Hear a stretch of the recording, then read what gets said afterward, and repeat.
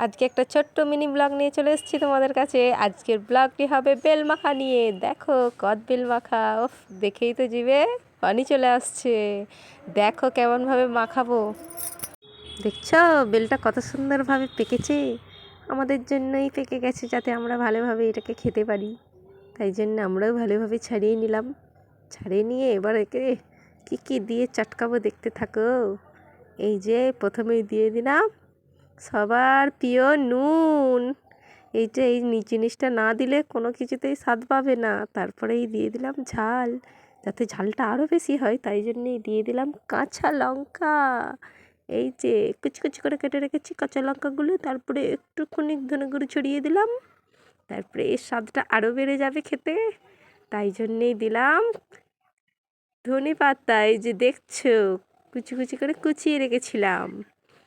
এইটাকে এবার নিয়ে চকুটে চকুটে মাখিয়ে নেব একটু সরিষার। এই যে দিয়ে দিলাম সরিষার তেল। দেখুন কালারটা কত সুন্দর এসছে, খেতেও